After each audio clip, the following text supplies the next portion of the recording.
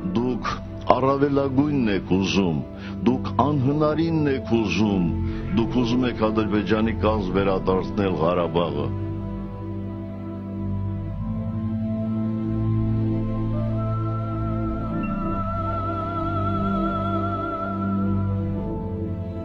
Հայաստանը պետք է դիտի Ղարաբաղը որպես մի միավոր, որը Հայաստանի անվտանգության լուրջ բաղադրիչ է կազմում,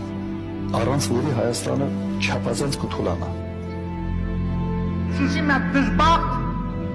դժգույն քաղաք էր, մեզ պետք էր Շուշի։